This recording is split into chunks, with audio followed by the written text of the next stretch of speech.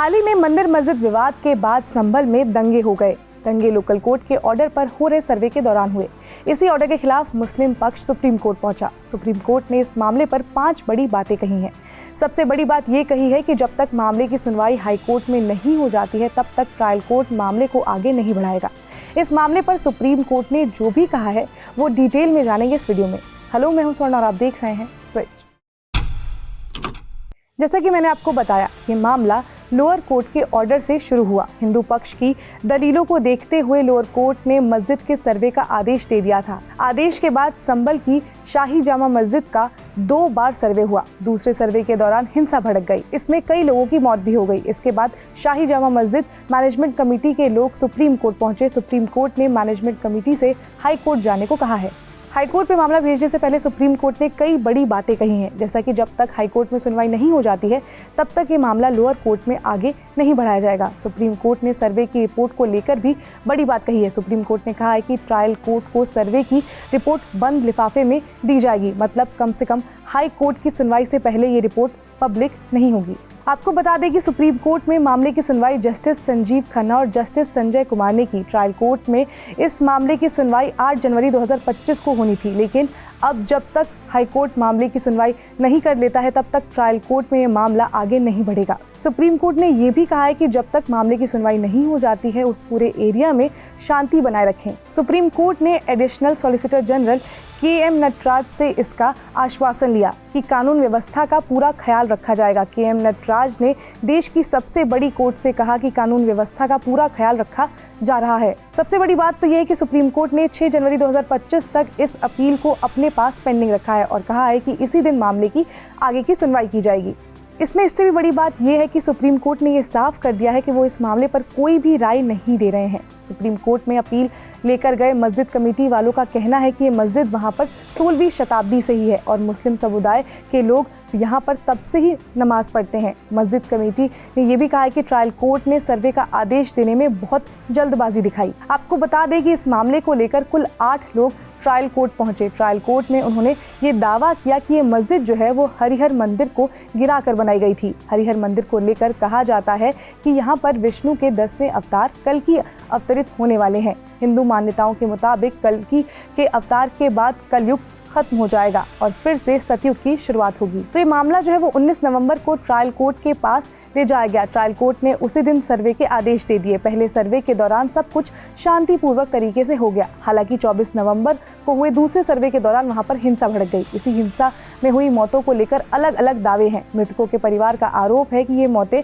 Police की गोली से हुई है। वहीं पुलिस का दावा ये है कि इन मौतों के पीछे उन देसी हथियारों की गोलियां हैं जो प्रदर्शनकारियों में शामिल शरारती तत्वों ने चलाई थी। वहीं पर हिंदू पक्ष के वकील विष्णु शंकर जैन ने यह दावा किया है कि बाबर ने 1526 में मंदिर को तुड़वाकर मस्जिद बनवाई थी। यहाँ पर विष्णु शंकर जैन और उनके पिता हरि शंकर जैन ने इससे पहले भी ज्ञानवापी मस्जिद और काशी विश्वनाथ मंदिर जैसे मामलों में भी कोर्ट में हिंदुओं का पक्ष रखा है। ये दोनों ताजमहल, कुतुब मीनार, मथुरा, काशी और भोजशाला के मामले भी देख रहे हैं। हिंदू पक्ष ने अपने दावे में बाबर की जीवनी बाबरनामे का जिक्र किया है। जिक्र तो अबू फजल की आईने अकबरी का भी किया गया है। दोनों के हवाले से दावा किया गया है कि मंदिर को तोड़कर वहां पर मस्जिद बनाई गई थी। अपने दावे में हिंदू पक्ष ने आर्कियोलॉजिकल सर्वे ऑफ इंडिया के 1879 के एक सर्वे का भी जिक्र किया। इसी सर्वे के हवाले से हिंदू पक्ष ने एक शिलालेख का भी दावा किया है। इंडिया टुडे की एक रिपोर्ट के मुताबिक दावे में कहा गया है कि शिलालेख के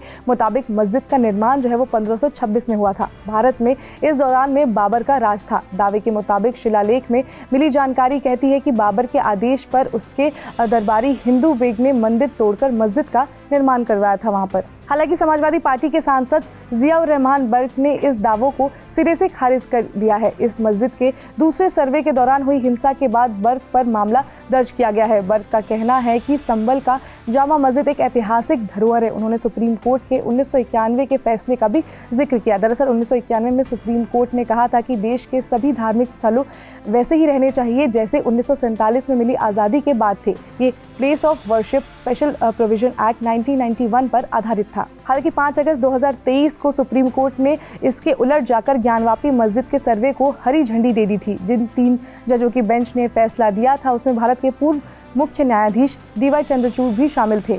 इस पूरे घटनाक्रम पर दैनिक भास्कर ने मुस्लिम पक्ष से बातचीत की। मुस्लिम पक्ष के वकील ने ये बताया दैनिक भास्कर को कि हिंदू पक्ष के पास ऐसा कोई सबूत नहीं है जो ये बताता है कि यहाँ पर पहले मंदिर हुआ करता था।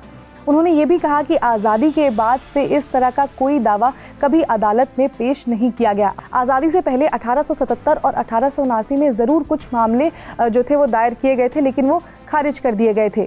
उनका कहना है कि उनके पास जजमेंट की कॉपी भी है। उनका कहना ये भी है कि जामा मस्जिद पर हरिहर मंदिर होने का दावा बहुत पुराना है, लेकिन इसे कभी किसी ने साबित नहीं किया। किसी ने ये अफवाह उड़ाई और लोग अब इसे सच मान बैठे हैं। आपको बता दूं कि उत्तर प्रदेश में ये चौथा बड़ा मंदिर मस्जिद विवाद है। अयोध्या में राम मंदिर का जो विवाद है वो तो सुप्रीम कोर्ट के फैसले के बाद सेटल हो गया, लेकिन उसके बाद काशी और मथुरा का जो मामला था वो तूल पकड़ते गया। और फिर उसके बाद संभल का मामला, संभल में जो ये मंदिर मस्जिद विवाद है अब वो इतना बड़ा हो गया कि वहाँ पर हिंसा भड़क गई और उसमें जो है लोगों की जानें भी चली गई। तो ये मामला जो है वो काफ़ी ज़्यादा बड़ा हो गया। अब देखना ये होगा कि जो सरकार है और जो कोर्ट है वो इस मामले को कैसे सेटल कर पाती है। इस मामले में जो भी अपडेट आएगा हम आप तक पहुँचाते रहेंगे। आप जुड़े रहिए स्विच के साथ। इसके साथ ही अगर आपको वीडियो अच्छी लगी हो और इन्फॉर्मेटिव लगी हो तो लाइक करें, शेयर करें, सब्सक्राइब करें स्विच को।